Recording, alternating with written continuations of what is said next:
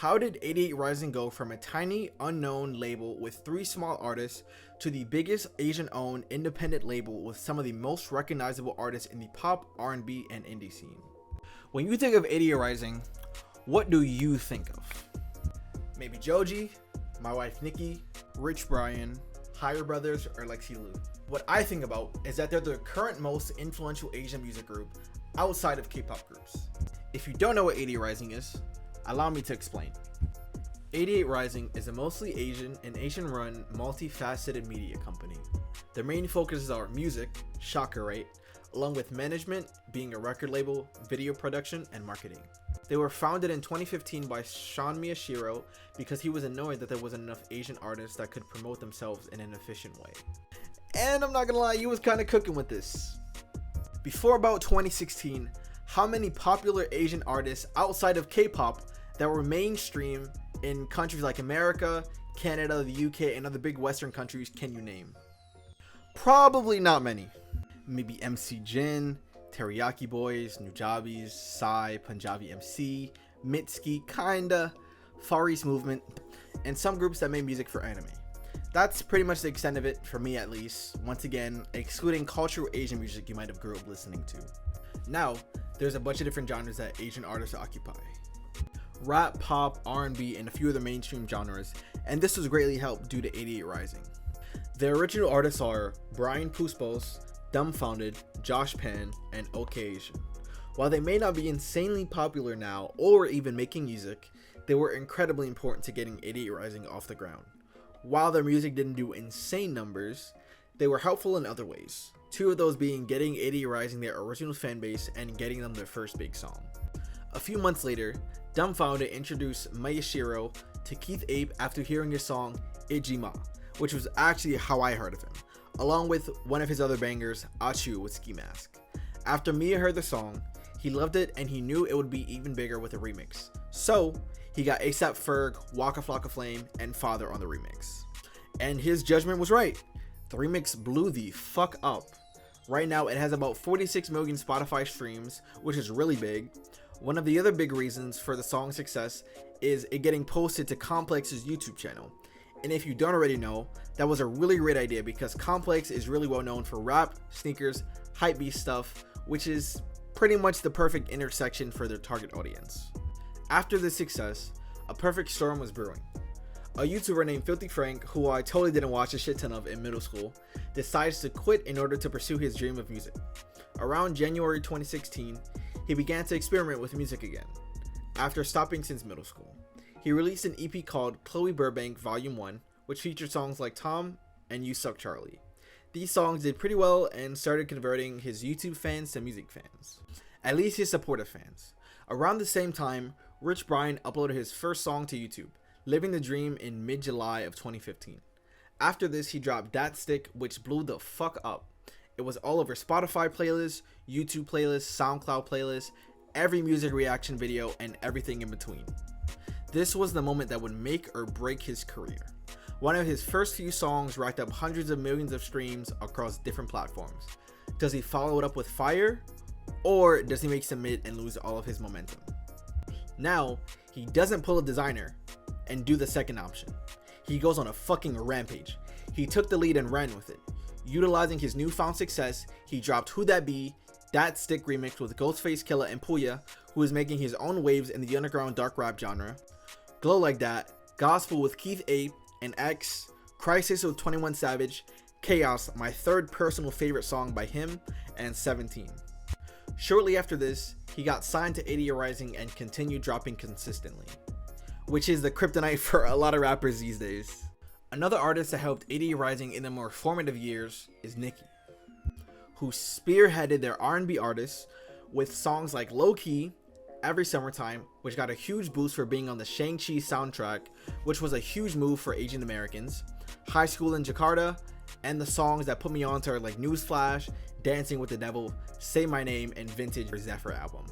Now granted, there are still other people in 88 Rising besides these people, but they're the artists that played the biggest role in 88's success, besides the originators. Now, let's take a look at the Billboard Top 200 over the years to demonstrate how unpopular Asian artists were until recently. Along with this, we'll look at the current Billboard Artist 100 as of mid-October and see how many Asian people are on there. And we have 5 of them: Jungkook, NCT, V, Joe Hisaishi, I'm pretty sure I completely butchered that, but he's a composer and not exactly a normal artist, and 17. 80% of these are K-pop artists, which is expected to be after the genre blew up worldwide in about 2016 and 2017. So now, let's go back in time a little bit. The first Asian person to ever make it to the Billboard Hot 100 or 200 was Kayu Sakamoto back in 1963.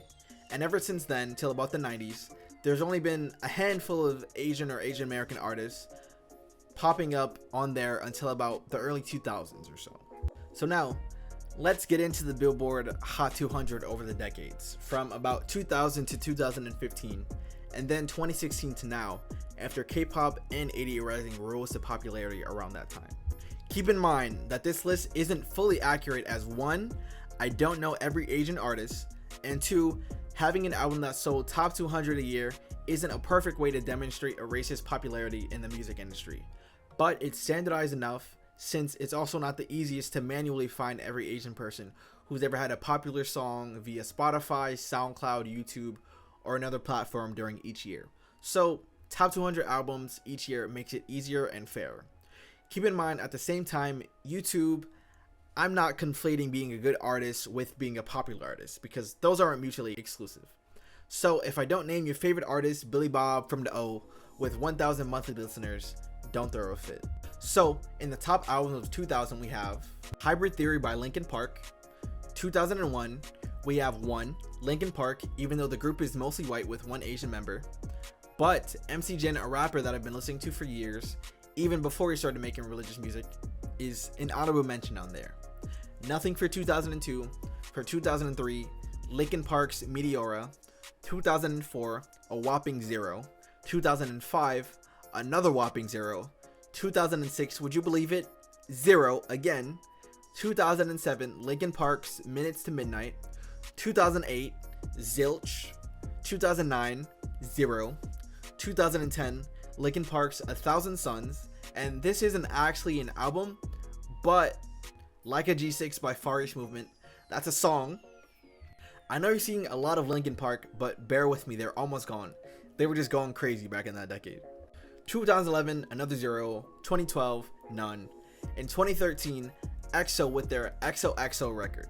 Technically, this shouldn't really count because the vast majority of these sales were from China, South Korea, and Japan, but they got bigger worldwide when K-pop blew up later on, and every girl back in 7th grade was obsessed with them. Oh by BTS, and I Got a Boy by Girls' Generation. In 2014, we have School Love Affair by BTS, Dark and Wild by BTS, Neon Future 1 by Steve Aoki, Exodus by EXO, and as you may notice, these K-pop groups are gonna keep coming up more and more. 2015, TMBMIL Part 1 and 2 by BTS, Sing For You by BTS. Now, at this point, you might be thinking that I'm missing one of the biggest solo artists of all time, our favorite chubby Korean man. No, not this chubby Korean man, this chubby Korean man. The thing is, his albums with the biggest songs weren't on albums that dropped at the time, like Gentleman, Gangnam Style, Hangover, blah blah blah blah blah. The ones that blew him up. Secondly, this is where more Asian artists started to get their foot in the door and keep establishing themselves. One of the major SoundCloud songs from the 2016-ish era is Ijima.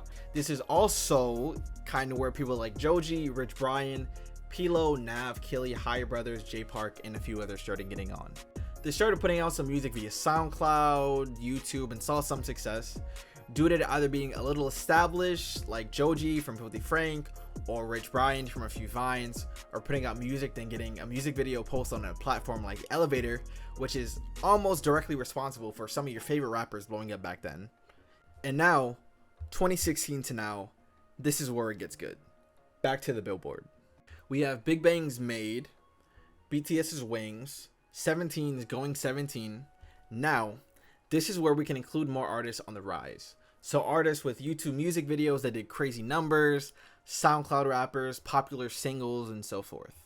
Now, as you can see, pretty much all of the artists that showed up on the list are K-pop. and after this we get a little bit more variety.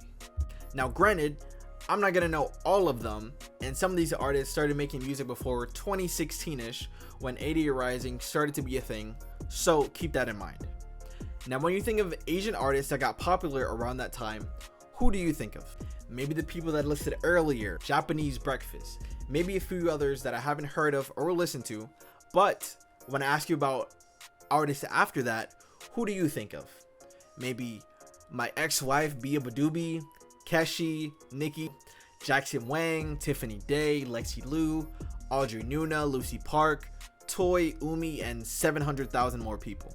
When it comes to music, in the States at least, there's a very large percentage, if we pick them at random, either they're going to be black or Asian, number one, and then Hispanic, and then Asian last. We'll be taking a look at the current Billboard Top 200 as of October 30th. Note, to further prove my point, we'll put K-pop in its own category. Hence, the point of the video.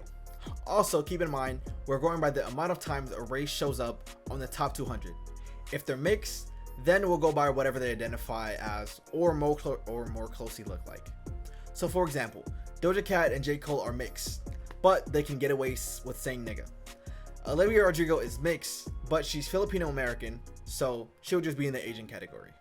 Lastly, we're not counting greatest hits or soundtracks, and if Michael Jackson shows up, then maybe I'll coin flip putting him in black or white. Yes, pun is intended. At Latino, we have 11. Mostly Bad Bunny, I will say. At black, we got 47, unsurprising. K-pop, we got 4. White, 33, kind of unsurprising. Expected a little bit more though. Asian, we got 2, Olivia Rodrigo and Mitski, and we have mixed with Linkin Park. Now let's get into the stats. So basically, my guess was kind of a little bit off. I predicted a bit more of an even split between black and white, but the way in which I chose the data to use in order to prioritize uniqueness and an actual album and artist instead of soundtracks, which one you can't really count besides putting them in the mixed category, along with best of albums that are literally cheat codes to Billboard if you're popular enough. Now, since there may be some sort of discrepancy where Asian artists haven't put in an album recently, or recently their album kind of fell off the charts quickly, we'll also look at the Billboard Top 100 to remedy this a tiny bit, although it's not going to fix too much. Okay, so actually kind of unexpected, but it didn't change much at all because it was basically just Olivia Rodrigo and Jungkook. But granted, as I said before, judging from Billboard Top 100 and 200, because obviously not every song is going to chart. So just because a song is popular but doesn't necessarily chart, which is okay, doesn't mean that the artist isn't popular and they're not doing their own thing in the underground or posting a few songs here and there. Now, in order to dive a little bit deeper into this, we need to talk about representation. Representation is defined as the description or portrayal of someone or something in a particular way, or as being of a certain way. Now, since I'm black, everything I'm saying isn't fully accurate.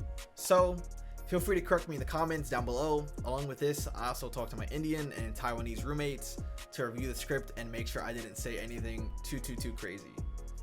But for black people at least, when we think of getting rich, or others think of us getting rich, it's always one of 3 things. Music, sports. In the US, it's pretty much just basketball and football, but outside it's soccer, or media, which includes acting, YouTube, sportscasting, or stuff like that. Not finance, not working on Wall Street, not being an engineer, a software developer, a mechanic, plumber, animal vet, or something else that's pretty honorable. But it's the opposite with Asian people. Instead of sports, music, or media, the stereotype is lawyer, doctor, engineer, software developer, financial analyst, and so forth. So naturally, in the States at least, there's going to be a bit of a disparity when it comes to the music industry. Now let's take an example. I'll talk about black people because obviously I can relate to it more. If I randomly made the decision to do music and completely switched from anything else, I already have people that look like me and talk about similar things to me and so forth. So it's less of a big jump versus someone like Eminem, who came up when there was just Beastie Boys, Vanilla Ice, LP, Limp Bizkit, and maybe a few others that technically didn't really count because Limp Bizkit is more of like a rock genre, but you get what I'm saying. When you don't have many people that look like you and have a similar enough background to you, it's going to be much harder, but not impossible to break into that scene. Getting started and cultivating a fan base isn't as easy when you're 7,000 times harder to relate to. And now that we have 88 Rising, we've seen a shit ton of new Asian artists pop up, and not only that, getting big looks from the music industry, somewhat excluding K-pop once again because it's pretty much a cheat code. Now, let's highlight some of these post-88 Rising accomplishments. Catherine Ho, with 67,000 monthly Spotify listeners, got placed on the Crazy Rich Asian soundtrack, which was a super big movie. The same with Cheryl K, who has about 14,000 monthly, Vava, Ty, and Aquafina. Damn near everyone from 88 Rising was in the Shang-Chi movie soundtrack, which was also fucking massive. BB, Keshi, and a few others. And the most popular one by far, even though it was out way before 2016, is Teriyaki Boys' Tokyo Drift in Tokyo Drift. Bet you can say that 3 times fast. Still a super popular song to date, and wasn't just a song that becomes irrelevant as the movie gets less popular. Then we got Shanty Dope in The Falcon and the Winter Soldier, which had the biggest Marvel series premiere on Disney Plus to date. My Wife Toy Songs Playing Tricks in All Americans Season 5 Episode 4. Die For You by Joji in The Summer I Turned Pretty Season 2 Episode 5. Side note, I fucking hate the whole main family in that show, but this isn't the place to talk about it. Test Drive in Shameless, another top tier show but very interesting, not a show you want to watch around your parents. It's Season 11 Episode 11. KZ Tandangan in Raya and the Last Dragon, which is actually the first Disney movie to have a Southeast Asian princess. These are just a few, but there are a decent amount more, and it's only going to keep increasing from here. And note, the Teriyaki Boys technically shouldn't count because I'm only highlighting newer artists with major placements, and it's crazy to not put them on the list because they greatly help making Asian music more popular and more socially normal to listen to. Now let's tie it all together. So what exactly is a record label? It's basically just a company that handles most of an artist's needs, from production to distribution to tours to recording and everything in between, but that depends on the deal and your split. Their main goal most of the time is to blow you up so they can make money off of you based on the cut that they can get out of your music. So logically, they're going to try and shove you everywhere, assuming you have some sort of fan base. And where are the absolute biggest opportunities to see success after getting a push? Video game soundtrack placements, TV placements, collabs with other big artists, movie placements, opening up for someone on tour, radio plays, Spotify playlisting, billboards, and a bunch of other stuff like that.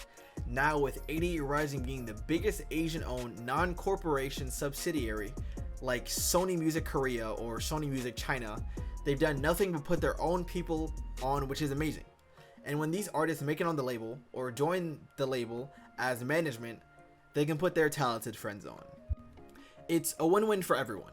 We get fire music, make our taste a little bit more diverse, make music a little bit more diverse in general. Children get more artists to look up to that look like them, and the artists get the fame and life-changing money that comes with it. 88 Rising did their thing and inspired a new generation of artists.